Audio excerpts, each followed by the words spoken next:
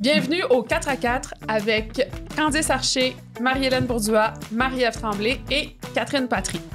Les 4 à 4 réunissent 4 femmes professionnelles, sans enfants, dans la quarantaine et travaillant en milieu traditionnellement masculin. On discute de toutes sortes de choses et surtout d'enjeux de leadership avec humour et transparence et on en dévoile pas mal sur notre amitié au passage. Les 4 à 4 est une présentation de Garda World en collaboration avec l'Association des diplômés HEC Montréal.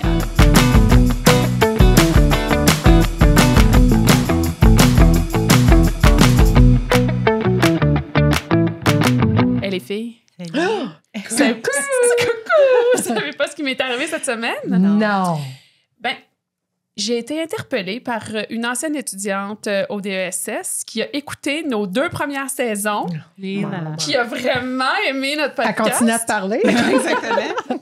Et qui m'a suggéré un sujet pour partir de notre saison 3, un sujet auquel on n'avait pas encore pensé, la neurodivergence. Mais de que c'est? Ah, ça, c'est intéressant comme sujet. J'ai bien hâte de voir vos opinions là-dessus. Et l'opinion de notre invité. Avant de commencer à parler, je vais vous la présenter.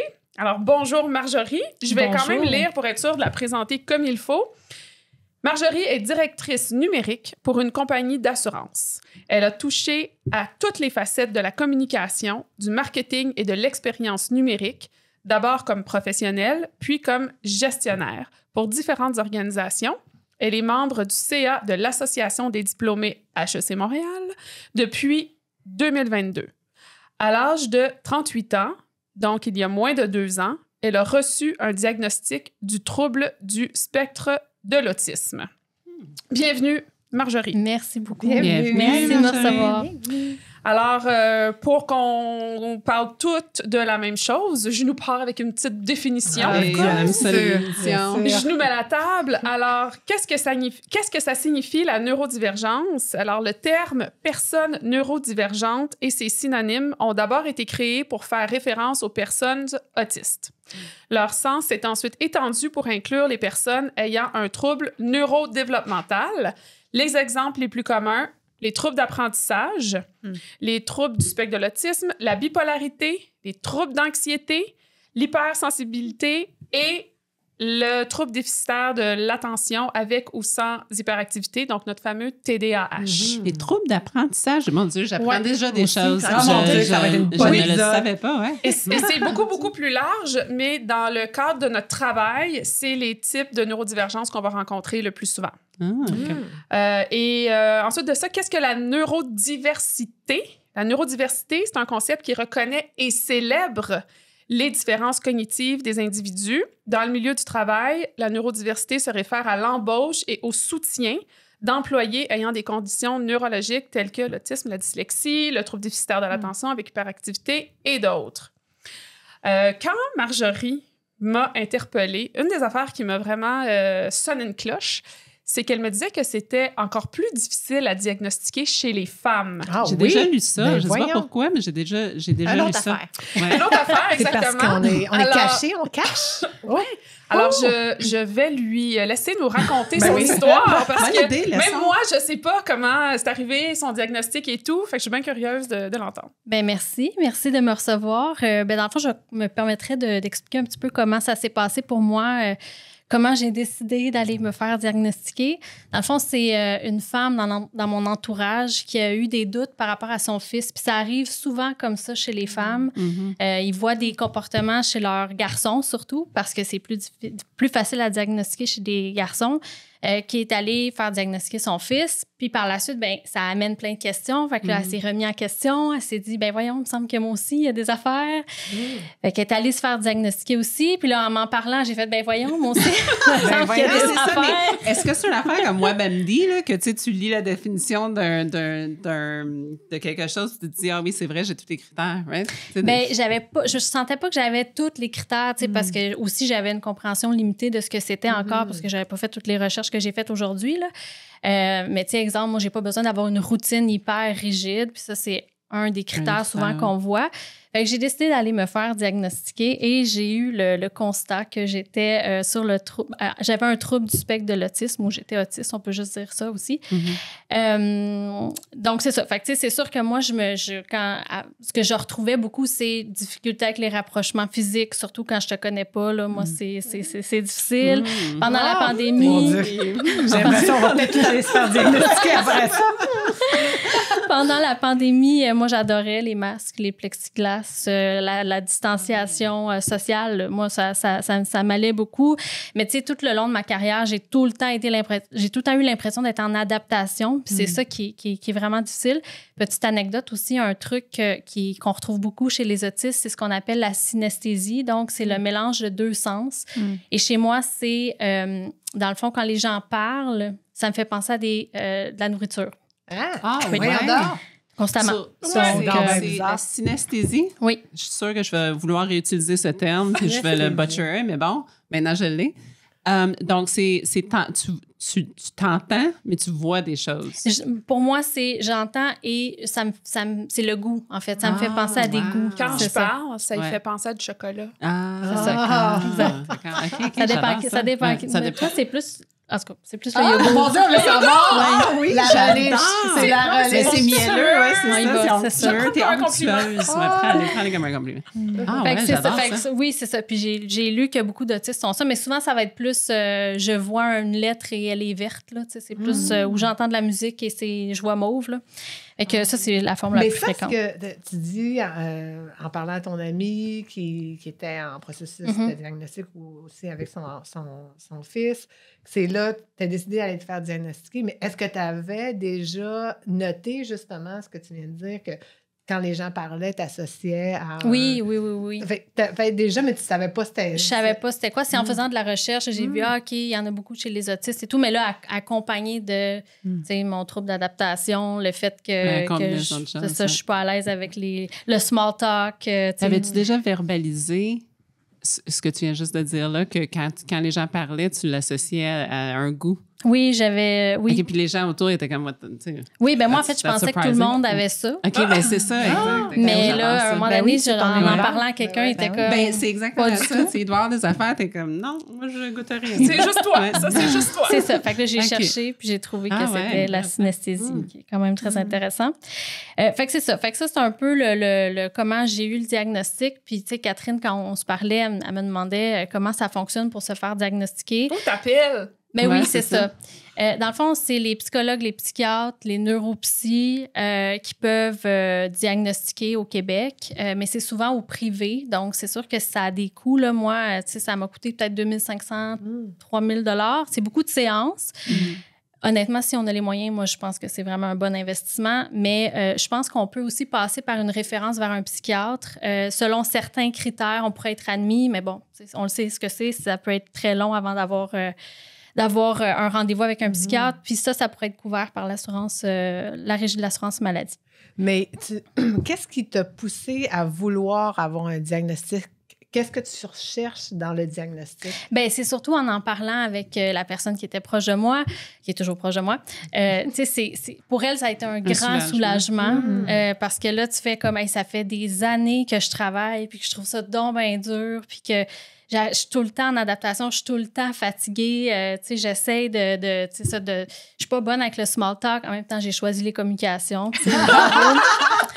Fait que puis là, je veux faire de la gestion, mais c'est dur, tu sais. Fait que, à un moment donné, mais quand tu as le diagnostic, c'est un soulagement aussi. Ça explique plein de choses, là. Tu comprends. Tu comprends plus tes réactions. Puis ça donne des outils aussi pour le verbaliser. Oui. Puis quand tu l'as reçu, ton diagnostic, est-ce que tu as voulu en parler, mettons, au travail ou comment tu te dis, OK, là, j'ai ça, au moins, maintenant, je vais faire des recherches, je vais m'outiller sur le sujet, mais maintenant, grosse partie de ta vie, c'est le travail. Oui. Comment tu as vécu ton diagnostic au travail? Oui, bien, au début, ça a été tellement un soulagement que je me suis dit, bien, je vais le dire. C'est pour ça que je suis de même, là, gang. Arrêtez de me trouver weird, c'est ça que j'ai. Mais, tu sais, j'ai quand même senti... en le disant de plus en plus, que les gens, ils font comme « Ah ouais », mais tu sais, c'est pas tout le monde qui est au même niveau de compréhension de ce que c'est. Fait que, tu sais, je trouvais qu'à un moment donné, je me mettais un peu à risque de jugement, puis de... Fait que tu sais, Je le cache pas, là, à preuve, je suis ici aujourd'hui, mais tu sais, je m'en vante pas non plus, puis tu sais, je le mets pas tant de l'avant finalement, là, tu sais. C'est plus au début, j'étais comme, OK, oui, je vais en parler parce que ça me soulage, mais c'est ça, tu sais, j'en parle pas tant que ça. Ça dépend avec qui. Tu dois avoir ton cercle. On a tout le temps un cercle rapproché au travail. Ça doit être avec eux autres que tu t'en parles. Puis après ça, tu n'as pas besoin. À chaque fois que tu rentres dans un meeting, bonjour. Je suis c'est un fardeau. Là, ça doit éduquer tout le monde tout le temps. Exactement. Puis moi, un de mes trucs, c'est de m'être associée avec une amie au travail qui est super extravertie, super bonne avec le small talk, super drôle et colorée. Fait que moi, j'adore ça quand elle est là parce qu'elle prend tous ces petits moments-là. Puis moi, j'ai juste besoin de me Nous, on a Catherine. Oui, c'est ça, exact. C'est ça. Je voulais pas te couper dans ton élan, mais si tu peux nous expliquer pourquoi c'est plus difficile pour les femmes d'être diagnostiquées. Tout à fait. Bien, en fait, on présente vraiment les symptômes différemment. T'sais, on va être meilleur pour masquer, soit on va dire masquer ou camoufler les comportements normaux. On va avoir une motivation sociale plus forte en apparence, là, j'insiste là-dessus, et aussi une réciprocité sociale plus normale que chez les hommes ou chez les garçons. Là. On a des compétences verbales supérieures, une gestuelle, là, vous me voyez, plus présente aussi.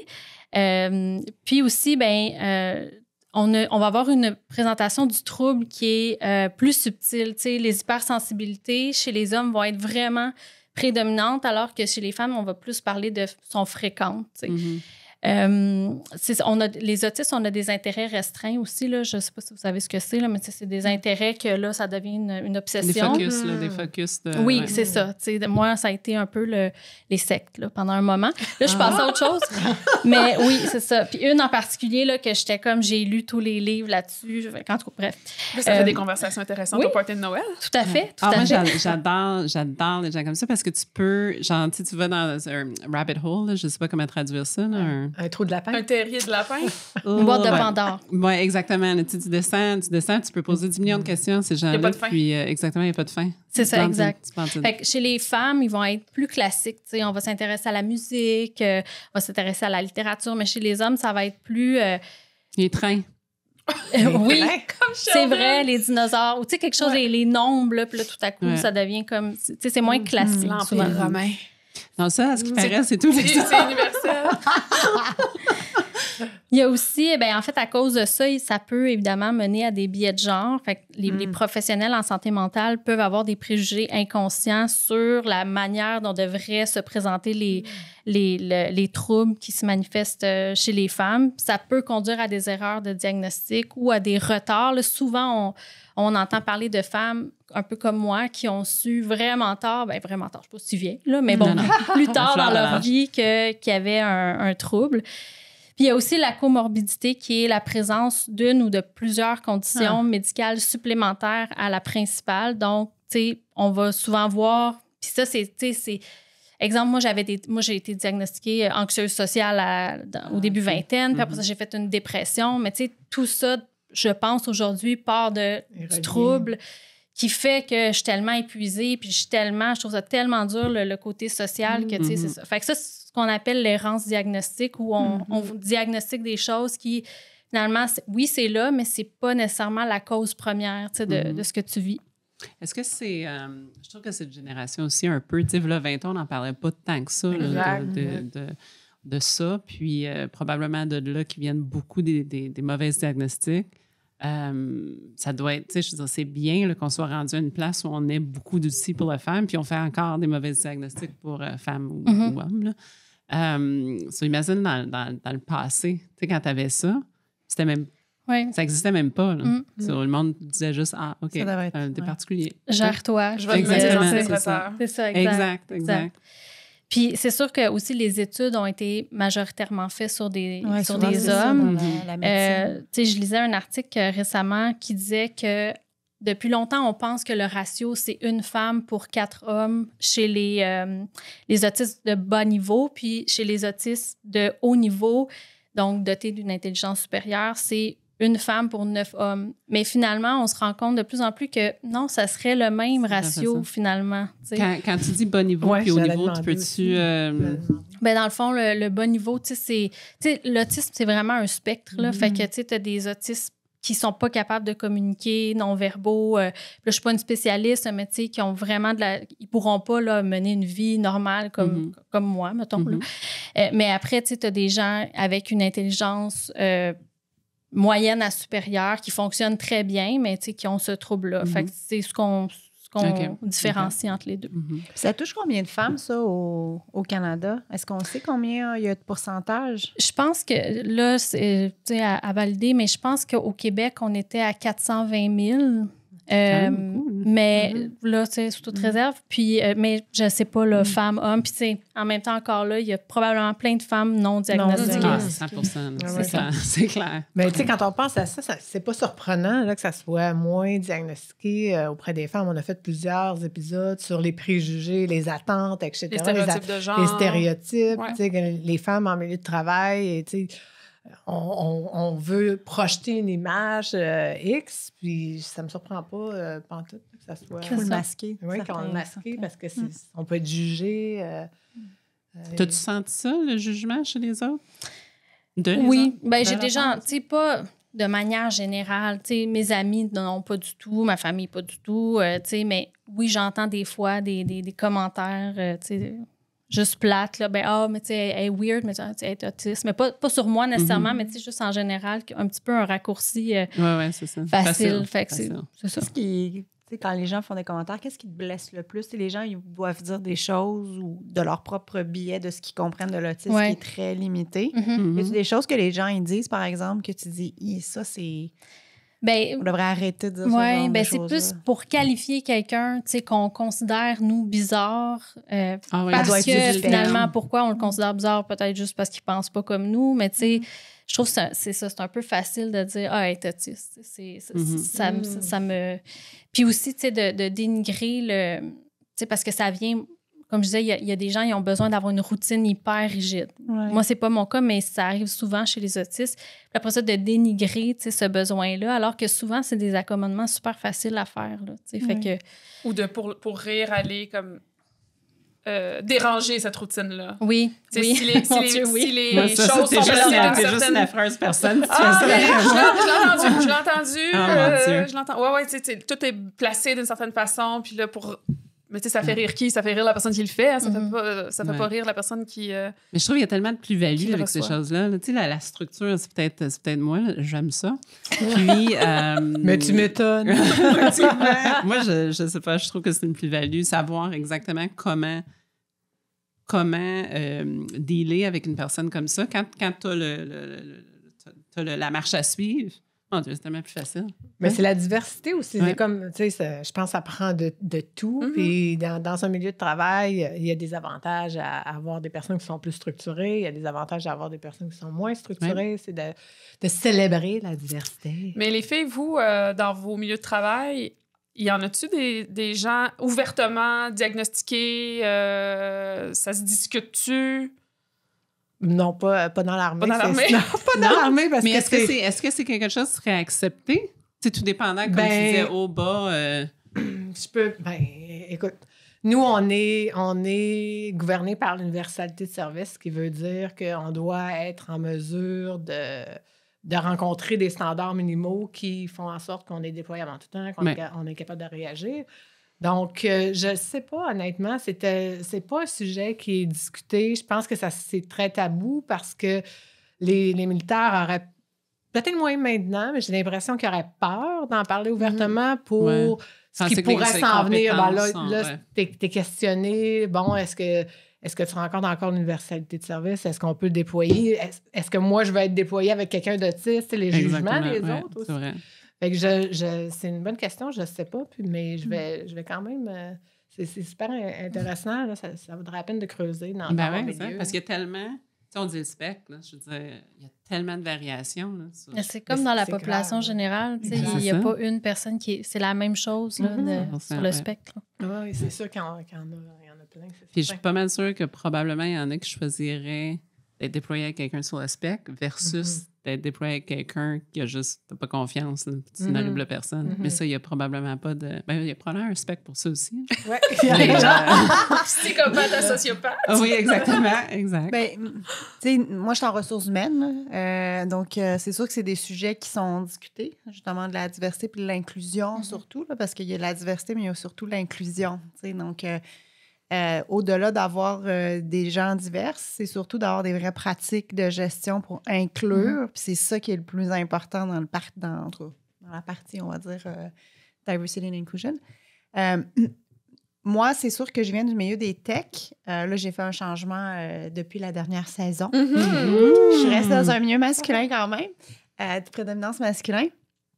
Mais ce qui est sûr, c'est que moi, dans l'ancienne, où j'étais chez Coveo, c'est beaucoup plus jeune, les plus jeunes générations, la moyenne d'âge est 29 ans. Et les gens parlent ouvertement de leur diagnostic beaucoup plus que, par exemple, dans un milieu... Enfin, j'ai l'impression qu'il y a un peu plus de facilité ou de confort, tu sais, comme un peu ce que tu disais, d'être plus ouvert par rapport à ça. Moi, je trouve que ça, c'est quelque chose que les générations en dessous de nous apportent, de parler de santé mentale ou de parler... Là, c'est pas de la santé mentale, de tout, en fait. mais de neurodiversité. Ils ont moins de tabous qui parlent de leur diagnostic. Puis moi, je savais pas, par exemple, que le trouble de l'anxiété, j'ai appris aujourd'hui, donc merci beaucoup.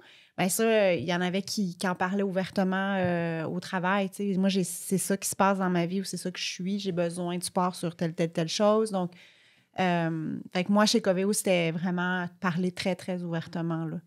Parce que c'est ça, la moyenne d'âge est de 29 ans.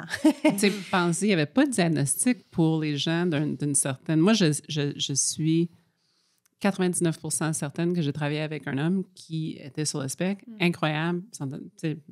Sauf que dans sa génération, il n'y avait pas de diagnostic. Là, je suis sûre qu'il y en a beaucoup, que c'est beaucoup plus facile de parler maintenant parce que tu as des outils, le monde s'est ouvert. C'est sûr que tu vas te faire juger dans certains milieux, mais quand même, là, c'est beaucoup plus facile. Right? Mais toi, es-tu d'accord avec ça? C'est plus facile? T'sais, nous, on est là puis on dit que c'est facile, mais peut-être que toi, tu as une autre perspective. Ben, je pense quand même que oui. Je dirais pas que c'est... moi, je suis pas... encore là, je suis en train de faire un podcast sur le sujet, là, mais je suis pas je suis pas à l'aise de comme, en parler. On est juste entre nous. C'est ça. Il n'y a personne qui nous écoute. Mais non, regarde. À un moment donné, je me dis, il faut faire l'effort de sensibilisation. Ah oui, c'est ça. La mienne aussi. Mais je le sens que il y a encore des gens qui tombent dans le préjugé tellement facile, puis c'est là que ça devient tellement décevant, parce que tu te dis, ben voyons, avec tout ce qu'on entend, t'es rendu là, mais oui, puis j'imagine que d'autres personnes de diversité, de genre ou de communauté culturelle vivent exactement la même chose. Je pensais qu'on était rendu bien plus loin, finalement. Tout le temps la déception. Puis, tu sais, on est au Québec, au Canada. C'est ça. Je suis pas mal sûre que c'est beaucoup plus facile d'en parler ici, que ce soit facile ou pas. Beaucoup plus facile que dans d'autres sociétés. Moi, dans mon équipe, il y a beaucoup, beaucoup de diversité, incluant la neurodivergence, puis dont une personne... C'est moi qui ai posé la question à un moment donné parce que j'avais remarqué des comportements. Ah, ça, j'aimerais ça qu'on parle de ça aussi. Est-ce que oui, mais j'avais une relation là, comme ça, une relation de confiance vraiment très solide. Puis à un moment donné, j'ai fait, est-ce que ça se pourrait que t'as-tu déjà été diagnostiqué, ça t'intéresserait-tu de... Puis la personne, elle a juste souri, puis elle m'a dit, oui, j'ai été diagnostiquée. Je suis comme, oh mon Dieu, mais si tu m'en avais parlé avant, j'aurais pu te gérer autrement, c'est-à-dire que tu gères en fonction de neurotypiques. Donc, quand il y a des comportements, je vais appeler ça divergents, faut pas appeler ça bizarre, mais quand il y a des comportements que tu comprends pas ou que c'est pas selon les normes, t'essayes de ramener la personne vers la norme tout le temps, mais maintenant, t'as beau essayer, elle se ramènera pas, elle est dans sa traque, puis elle va performer, mais autrement. Puis oui, il y a des accommodements qu'on a fait depuis qui font que la personne est encore plus performante. Mais j'étais comme, oh mon Dieu, t'aurais dû me dire ça il y a 1 an et demi. Pourquoi tu penses qu'elle n'a pas dit? Est-ce que tu penses que c'est parce que, justement, il y a comme un stigma autour de ça? Je pense pas que moi, je dégage fermeture, mais il y a... cette personne vient d'une communauté culturelle où probablement, on n'en parle pas de ça. Probablement, c'est pas très accepté. Donc, Donc, cette fermeture puis en parlant de s'exporte au ton travail. boss aussi, là, il y a quand même quelque chose de tu sois vraiment à l'aise d'être en confiance. Absolument. Mais moi, ça m'a, comme gestionnaire, ça m'a comme fait du bien de le savoir. Puis moi, j'ai changé des choses dans mon approche avec la personne. Cette personne me rejoint mieux. Quand on se parle pas de la même façon. Ouais. Et tout ce qui pouvait paraître pas weird, mais par rapport à mon exemple différent, mais mon exemple que je t'ai donné, c'était quand tu lui demandes de traverser la rue, elle s'en va jusque sur Mars. Là. Mais c'est parce que là, on n'a pas le temps que tu ailles sur Mars. Faut que tu produises un rapport qui parle de tout ça. Faut que ça soit scopé, hyper précis, versus quelqu'un de neurotypique, il va pas sur Mars. Il traverse la rue, puis si t'es chanceuse, il fait un petit pas de plus, là. Mais d'être extrêmement précis dans les directives et les attentes, c'est très important. Mais ça faisait 1 an et demi que je n'étais pas assez précise. Là. Fait qu'à un moment donné, là, quand je le sais, j'ai moins de frustration de « mais comment c'est que t'es rendu là? On t'a jamais demandé ça. » Puis la personne est comme « ben non, mais c'est jusque-là que je pensais qu'il fallait que j'aille. » C'est comme n'importe quoi, hein? Communication est clé. Sauf qu'en même temps, on dit tout le temps ça, communication est clé. Mais quand tu n'as pas les outils pour communiquer ce que tu ressens, puis je reviens parce que je ne sais pas pourquoi ça m'a donné un visuel, là, quand tu as dit les mots sont un goût. Premièrement, j'adore ça. Et deuxièmement, c'est justement, toi, tu peux communiquer comme ça, mais l'autre personne est là. Mais de quoi tu parles? C'est ça. Il y a la communication, mais aussi le contexte de t'es qui, puis qu'est-ce que ça représente pour toi. Est-ce qu'on se rend tout le temps là, lors de nos conversations? Non. Ben, ça prend du temps. C'est beaucoup plus long. Moi, j'ai une couche de diversité culturelle dans le tapis. J'ai la couche de neurodiversité. Chacun a sa personnalité. Puis la neurodivergence, elle est du TSA jusqu'à... du TDAH, jusqu'à le trouble d'anxiété, jusqu'à, ils n'ont pas tous la même neurodivergence, ça serait bien trop beau, ça serait bien trop facile, mais j'en ai plus de la moitié, là. Fait que plus de la moitié pas né au Canada, plus de la moitié, puis c'est pas la même moitié qui a des troubles du spectre de l'autisme. Fait que ça fait un melting pot où c'est plus prenant sur le temps de gestion des employés. Les conversations sont plus longues, les one-on-one sont plus fréquents. Mais une fois que tu as investi là-dedans, c'est plus long au début, par exemple. Parce que n'importe quel employé, c'est ça, va te prendre du temps. Là. Peu importe le contexte. Ouais, c'est ça, le contexte. Mais c'est ça, puis en même temps, moi, tu vois, ce côté là, d'aller jusqu'à Mars, là, je pense pas que j'ai ça. Fait que je me dis, ces discussions-là de comment on devrait communiquer, dans le fond, on devrait les avoir avec tout le monde. Là, exact. Qu'est-ce que tu as besoin? C'est ça, exactement. Moi, je sais que j'ai besoin d'avoir de l'écrit, du visuel. Moi, me faire expliquer des problèmes hyper complexes de manière juste verbale, c'est comme... Non, tu sais, envoie-moi ça par écrit, peut-on se faire des résumés, tu sais. Mais il y a d'autres mondes, eux, c'est plus... Puis, tu sais, je pense pas que je pense pas que c'est relié au spectre, je pense que c'est relié à comment tu... Moi, je suis visuelle, présente-moi un problème en image, puis je te fais un visio! Je te fais un visio. C'est une running joke, là, genre, fais-moi un visio, je sign off sur ton projet. Il va avoir beaucoup plus de chance. Je n'aurais pas dire ça. Mais tu sais, on a nos personnalités là-dedans, qui layer in. C'est pas nécessairement tout... Mais je serais curieuse d'entendre Marjorie sur le patron qui demande proactivement à l'employé. Ça peut être sensible, puis à double tranchant. Je dis nous quoi mes oreilles pas faire. Quoi ne pas faire. Ça a bien été. Tout le monde est différent. Moi, avant la prochaine fois. Moi, à chaque fois que j'ai une conversation, j'appelle H, c'est tout le temps, non. Mais tu sais, les gros faux pas à ne pas faire. Ben, tu sais, c'est sûr que je veux pas te faire de peine, mais je pense que c'est limite. Mais en même temps, je me dis que tu as sûrement eu une relation avec cette personne-là. Peut-être qu'il t'a donné des indices aussi pour, tu sais, qui a fait que tu t'es permis de poser cette question-là, peut-être, là, tu sais. Mais en même temps, je pense qu'en le montrant d'un point de vue, tu sais, je veux juste aider, là, comment on peut s'aider, tu sais, je me dis, bon, tu sais, il te l'a dit, fait que probablement qu'il te fait confiance, mais Mais c'est ça, tu sais, mais moi, je pense que c'est vraiment de... Parce que, tu sais, c'est un peu comme la diversité de genre, où, tu sais, tu veux pas hâter la personne, tu sais, tu veux pas assumer à sa place non plus, tu sais, fait que je pense que c'est vraiment dans l'écoute, tu sais, puis à un moment donné, il faut laisser la personne venir à soi, tu sais, dans ce qu'elle veut dévoiler, là, tu sais, fait que c'est ça, c'est ce que je parce que si, admettons, il n'y avait pas eu le diagnostic, puis là, il est comme, tout d'un coup, OK. Oui, c'est ça. C'est dangereux. C'est très dangereux. Puis encore là, peut-être que ça pourrait aider des gens, peut-être que ça... Mais c'est super délicat. Je savais que c'était délicat. Ouais. Je me sentais à l'aise. J'avais des exemples de comportements précis qui me menaient à poser la question. Je sortais pas ça de nulle part. S'il m'avait dit « Non, j'ai jamais été diagnostiquée », je me serais vraiment permis dans notre relation de faire peut-être que ce serait une bonne idée. Veux-tu de l'aide là-dedans? Ouais, mais ça prend... J'étais comme ça. C'est ça, ça dépend de la relation. Ouais. Marjorie, oui. Tu es maintenant gestionnaire depuis quelques années. Oui. Est-ce que, avec... comme tu disais tout à l'heure, tu étais toujours en adaptation. Est-ce que tu pensais un jour devenir gestionnaire et quels sont tes super pouvoirs comme gestionnaire?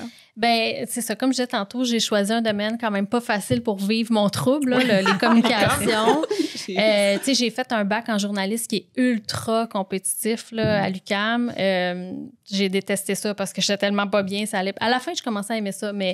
C'est ça. Fait après 3 ans, oui, exact. Puis, tu sais, c'est ça. Fait que je me suis jamais projetée dans un rôle de gestion. Pour moi, c'était comme quelqu'un qui... Tu sais, j'avais peut-être pas le bon portrait du rôle de gestionnaire, mais, tu sais, j'ai fait le DESS en gestion à HEC, le MBA aussi. Fait qu'à un moment donné, tu sais, t'apprends que, ben non, là, en 2022, 2023, ben c'est l'authenticité, tu sais, c'est la bienveillance, c'est l'empathie. Fait que là, tu sais, moi, je me suis projetée là-dedans, tu sais, parce que tu parlais des super pouvoirs. C'est sûr que je suis une personne ultra empathique, tu sais. Puis ça, tu sais, encore une fois, on pense parfois que les autistes sont pas empathiques, ressentent pas les émotions. Moi, c'est l'inverse, là. Tu sais, je suis une éponge. Tu sais, je suis capable de voir dans des rencontres, OK, telle personne, elle a haussé le sourcil, probablement que c'est ça. Tu sais, fait que... C'est vrai, c'est des stéréotypes, hein? Oui. Tu dis tout le temps que j'essaie de penser, pourquoi qu'on a cette idée-là que... Il y en a que je pense que c'est parce que c'est la démonstration qui est ce qu'on voit aussi. C'est ça, exactement. On se dit, ben il n'y a pas les réactions comme quand la personne me voit sourire, ben elle ne ressent pas les émotions. C'est ça, pas exact. le cas. Puis, tu sais, j'ai aussi un courage de gestion. Tu sais, moi, quand je vois quelque chose qu'un employé fait, que je suis comme, non, ça va pas, je suis pas capable de pas le dire. C'est sûr qu'il faut qu'on en parle, tu sais. Mais je me dis, ben c'est bon parce que mon empathie embarque, puis je suis capable d'amener ça d'une bonne façon, tu sais, puis... fait que c'est sûr que c'est des forces. Tu sais, j'ai une bonne mémoire aussi. Puis, tu sais, j'en parlais avec Catherine, mais tu sais, dans le fond, moi, je suis pas la meilleure pour, dans un grand groupe, là, être... tu sais, on va faire ça de telle façon. Je wrap up la rencontre ultra complexe. Puis, tu sais, moi, je suis plus... J'ai vu telle affaire dans la rencontre, je vais aller parler aux gens en one-on-one, je vais attacher mes fils comme ça, puis tu sais, mes projets finissent par passer de cette façon. Fait que non, je me projetais pas au départ parce que c'est pas l'image que j'avais, mais aujourd'hui, je réalise que, tu sais, il y a d'autres façons d'être leader. C'est pas juste en étant fracassant dans une rencontre que tu arrives à tes fins. Mais tu te projettes... Ça suscite des réactions. Alors, Marie-Hélène, thank God for that. Ah oui, vraiment. Parce que je pense qu'il y a beaucoup encore maintenant des stéréotypes associés aux stéréotypes de genre, dans qu'est-ce qui est valorisé dans la gestion. Puis souvent, c'est ça, d'avoir plus de types de leadership et pas qu'un seul type de leadership aussi. Puis ça fait des équipes très performantes, des équipes de leadership très performantes parce que tu as tout type de profil autour de la table. Le but, c'est d'arriver à des meilleurs résultats pour l'organisation, pour les employés. Donc, quand tu as une diversité, c'est plus toute la même façon de gérer. C'est là, ça tu as des blind spots de la mort. Toi, tu es capable de voir justement des blind spots dans les meetings, puis d'aller par derrière assouplir les relations. Oui. Ça, c'est une énorme valeur dans une équipe de gestion. Là. Puis c'est là que je m'entoure de mes amis extravertis qui viennent combler les moments. C'est extraordinaire. Merci. C'est extraordinaire parce que tu vois, moi, je fais le contraire. Moi, je les vois pas. C'est haussement de sourcils là puis tout ça. Puis j'ai des gens autour de moi j'ai 2 personnes qui sont beaucoup plus empathiques que moi. Puis après la rencontre, je me fais un devoir de dire, puis comment tu as trouvé la rencontre? Pas nécessairement de dire qu'est-ce qui s'est passé, le monde y regarde. Puis là, c'est certain qu'ils vont me ramener tout ça. Puis là, je vais pouvoir gérer autour de c'est ça. bon. So, tu crées des alliés là, avec... On a notre personnalité. À un certain âge, elle ne change pas beaucoup. Donc, faut c'est se connaître. Right? Exact. Marie-Ève, un petit quelque chose à ajouter là-dessus? Ben, je me demandais, t'es devenue gestionnaire en quelle année? 2020. Puis ton diagnostic était? 2021. Comment le diagnostic a influencé ta manière d'être gestionnaire ou est-ce que ça a influencé? Je pense pas que ça a tant influencé. Tu sais, je pense que, encore une fois, comme je disais, j'ai le profil de... J'ai une très forte empathie. J'ai gardé ça avec les gens. Mais je pense que c'est plus dans le mettre mes limites. Tu sais. C'est plus là-dedans. C'est plus comme... Moi, j'ai besoin de sommeil. J'ai besoin de repos. J'ai besoin de faire des pas de recul pour prendre des bonnes décisions. Ça, avant, tu sais, je me tapais sa tête un peu plus de... Hey, j'aurais dû intervenir dans telle rencontre ou je devrais savoir déjà c'est quoi la solution à prendre. J'aurais dû dire ça. T'sais, là, je suis juste comme... Je suis encore en train d'apprivoiser tout ça aussi, là, mais je suis juste comme... Laisse-toi une chance. Là, d'un, tu as vécu avec ça pendant tellement de temps dans le monde professionnel, c'est dur. Puis là, ça fait pas longtemps. Fait que moi, c'est plus là-dedans. Puis justement, de demander des choses par écrit. Ça, je le fais à mes employés. Des fois, ils m'amènent des affaires, puis je suis comme, mais qu'est-ce qu'il faut que je retienne de ça? Fait que, écris-moi là, s'il te plaît. Ça m'aide. Fait que c'est plus dans les limites que je mets que j'ai changé mon approche. Avec toi-même. Vraiment, vraiment, vraiment. Mon Dieu, oui. Je pense qu'on a tous besoin de ça un peu. Oui. Besoin de la douceur dans nos vies. Mais ça s'applique. En fait, ce qui est intéressant dans ce que tu dis, c'est que ça s'applique à tout le monde, en fait. C'est que c'est pas juste spécifique à ton trouble. C'est vraiment de mettre ses limites, de bien se connaître, savoir qu'est-ce qui fonctionne pour toi, qu'est-ce qui fonctionne pour l'équipe, d'être en mode écoute. Oui, tout à fait. C'est des pratiques, des bonnes pratiques de gestion qui s'appliquent, dans le fond, que tu sois sur le spectre ou pas, là, je pense. Tout à fait. Mais même, tu sais, je me questionnais sur c'est quoi les bons types d'emplois pour les autistes, mais tu sais, oui, tout ce qui est ingénieur, recherche, analyste informatique, réparateur d'outils, bien sûr, mais les arts aussi. Moi, ça m'appelle bien plus les arts que, moi, je suis pas du tout bonne avec les mathématiques et tout ça. Là, fait encore là, c'est n'importe quel type peut convenir. Non, c'est ça, exactement. C'est ça. Parlant d'équipes diversifiées, j'ai poussé la recherche par rapport au processus de recrutement. Donc, si on veut des équipes diversifiées, est-ce qu'on doit adapter nos processus de recrutement pour trouver des profils du TSA ou comment être sûr que notre processus de recrutement est inclusif pour les... Bon. Alors, c'est sûr que quand tu es un gestionnaire, tu essaies d'avoir un processus de recrutement le plus objectif possible pour pouvoir comparer les candidats les uns aux autres de la façon la plus juste. Mais Marjorie avait une bonne suggestion parce que ça sera pas long. Parce que les gens qui ont le TSA, souvent, c'est pas des candidats traditionnellement bons en entrevue. Ils sont pas flamboyants, le small talk, regarder dans les yeux, le sens politique, la persuasion, convaincre on the spot, c'est pas nécessairement dans leur force. Comprendre les doubles sens. Comprendre les doubles sens, les non-dits, tout ça, on évite ça.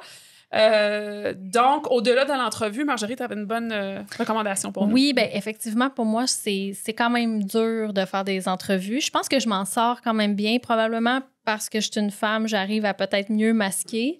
Mais moi, j'excelle dans tout ce qui est test, études de cas, tests de personnalité. Peu importe là, que ce soit long, pas long, je suis vraiment bonne là-dedans parce que moi, j'ai un côté analytique puis le fait que je suis capable de prendre un pas de recul, de me questionner, d'analyser les informations que j'ai en main, mais pouvoir le réfléchir et pas juste être comme dans la représentation. Exactement. Mais moi, pour moi, dans un processus, ça vient quand même équilibrer le processus, justement. Puis ça me permet de marquer des points quand même dans une partie du processus. Fait que ça, pour moi, c'est quand même une bonne approche. Puis, tu sais, ça reste que l'entretien, c'est un passage obligé. Tu sais, quelque part, à un moment donné, on peut pas non plus enlever, dire, ben c'est dur pour les autistes, fait qu'on n'en fera pas. Malheureusement, il va falloir probablement que tu interagisses, tout dépendant de la job. C'est ça. C'est un exercice de performance. Puis oui, tu sais, ça peut être plus difficile, mais pour les introvertis aussi, c'est probablement très difficile. Est-ce qu'on devrait le dire, par exemple? Tu sais, admettons que je suis sur le spectre, est-ce que je devrais le dire avant l'interview, pendant l'interview, quelque part? Je ne sais pas, est-ce que ça crée déjà un biais ou est-ce que... Je sais pas. C'est ça. Ça va dépendre du candidat, s'il veut le dire ou pas, s'il est en confiance. Un candidat autiste pourrait dire, ben moi, je veux pas travailler pour une entreprise qui me considérerait pas dans mes besoins puis dans mes accommodements. Fait que je vais le dire parce que comme ça, s'ils veulent rien savoir, ben tant pis, moi, de toute façon, je veux pas aller travailler là. Mais d'autres pourraient dire, ben tu sais, non, moi, je vais voir en temps et lieu si j'ai envie de le dire. Fait que c'est vraiment au cas par cas, là. Ce que je trouve intéressant dans les tests, parce que moi, on en fait beaucoup, des tests psychométriques. Mais j'ai toujours la même chose, en fait, dans un processus de recrutement. Il ne faut pas que l'entrevue soit la seule source de décision, en fait, parce que, justement, si la personne a foire son entrevue pour on ne sait pas quoi, on peut exclure des candidats vraiment, vraiment excellents. Au même titre que le test de psychométrique aussi, ça a aussi un risque, parce que des fois, les gens, ils mettent après les gens dans une boîte, là. Après, ils vont dire « Ah, ben là, elle est comme ça », donc tout est interprété. Fait qu'il y a un peu des deux. Je pense que ça prend une panoplie d'outils dans le recrutement. Les tests, c'est un bon outil, mais c'est combiné avec plusieurs autres Nous, on fait processus. entrevue, test psychométrique, étude de cas.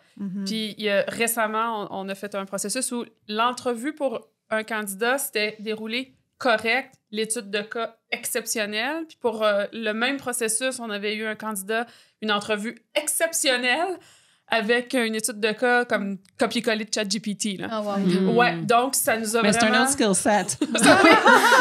Mais masque un ça peu... Ça débrouillard. Des paragraphes. C'est ça, il aurait fallu que tu t'en lises. Exactement. Donc, ça nous a vraiment aidé à choisir ce que je pense être la meilleure personne pour le rôle. Mais effectivement, quand c'est juste l'entretien qui fait foi de tout, on passe à côté ou on engage la mauvaise personne parce qu'on est, surtout en marketing, dans mon domaine, les gens sont assez bons vendeurs. En com, ça parle bien, puis ça se présente bien, ça s'habille bien, puis là, t'es gros show de boucan, t'embauches un show de boucan. Versus les autres domaines où on est so-so. Mais je suis pas en train de débattre de mon cas. Mais est-ce que...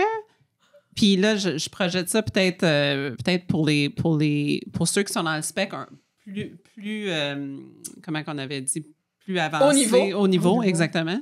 Où il y a beaucoup genre ton entourage t'aide beaucoup dans... Tu sais, moi, je me rappelle, on avait eu un jeune où il était venu à l'interview, clairement dans le spectre, puis on avait beaucoup de relations avec ses parents, sa mère. Tu sais, elle venait le porter, on l'informait quand il avait terminé, elle venait le chercher. Tu sais, est-ce que, pour certains rôles...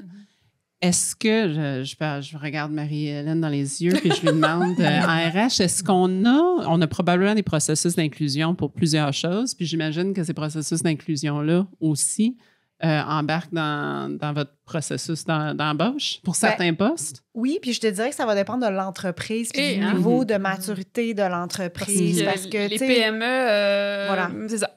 Fait que c'était mon prochain point. Ça va vraiment dépendre, dans des grandes structures comme puis Intact, ils ont vraiment des pratiques plutôt avancées, très matures, très développées.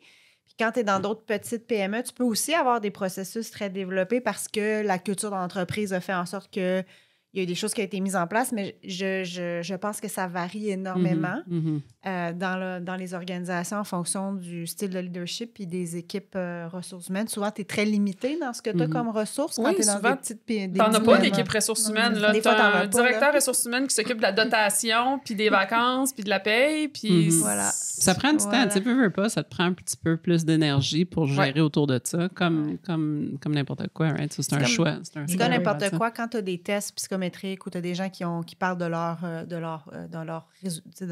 diagnostic, quoi que ce soit, il faut vraiment que tu aies des gestionnaires qui sont très matures, qui sont capables de bien gérer le dossier parce que ça peut faire sortir des gens des entreprises, des organisations.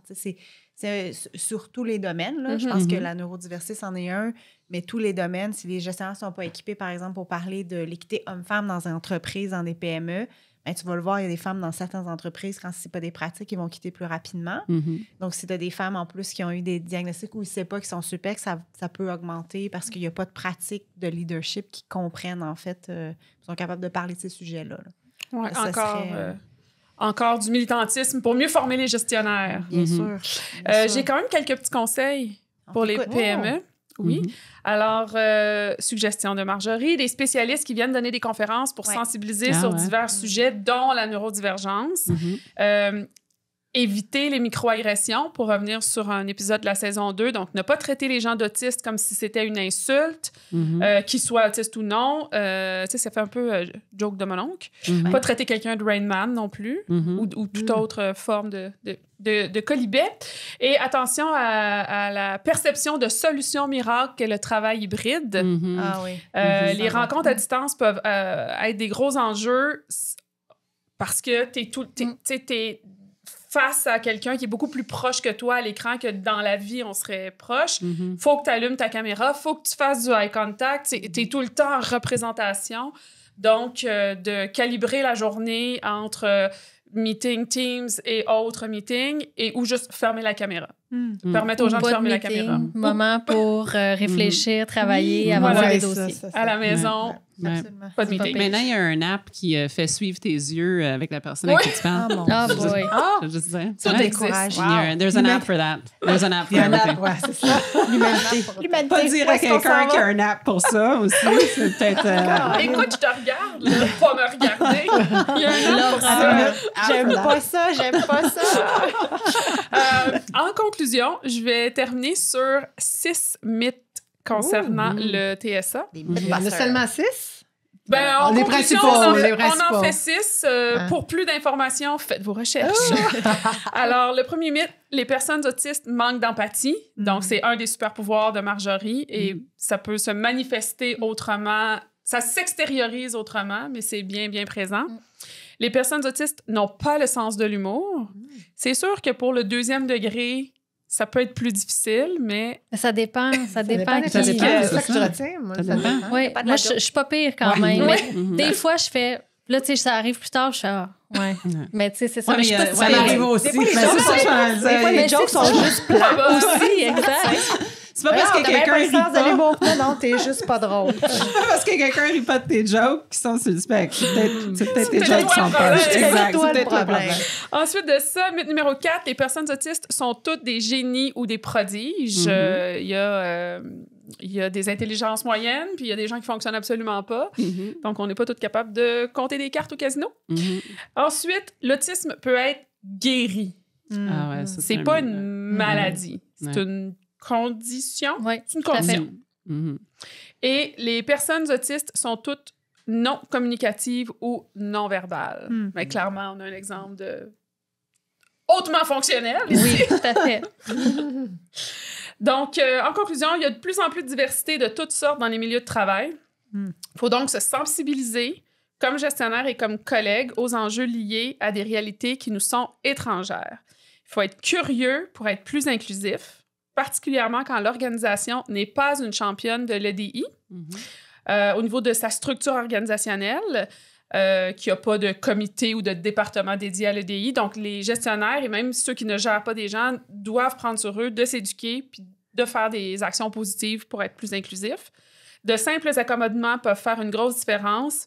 Être clair et précis dans nos instructions et nos commentaires, ajouter des tests de personnalité et des études de cas dans nos processus de recrutement, éviter les micro-agressions en traitant quelqu'un d'autiste, être à l'écoute et accueillant quand quelqu'un nous révèle être diagnostiqué, lui demander ce qu'on peut faire pour qu'il se sente plus à l'aise et éviter la suite de réunions Teams à caméra ouverte. Mais ça, c'est bon pour tout le monde. C'est bon, même pour les neurotypiques, là, sacrifice que c'est épuisant à faire des rencontres en Teams toute la journée. Oui, mais c'est épuisant quand tu lis les rencontres puis toutes les caméras sont fermées aussi. Il faut un balance. Un équilibre. Un équilibre, merci.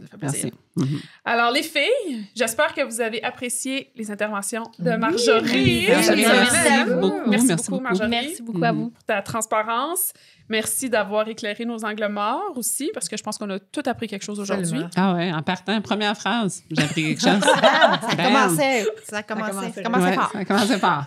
Alors, merci beaucoup à vous d'avoir été des nôtres. Vos commentaires respectueux sont les bienvenus. Vous pouvez nous écrire au balado4à4@gmail.com. Merci encore une fois à Garda World et à l'Association des diplômés HEC Montréal qui présente le balado. Les filles, on se refait ça la semaine prochaine. Plaisir. Yes. Merci. Merci.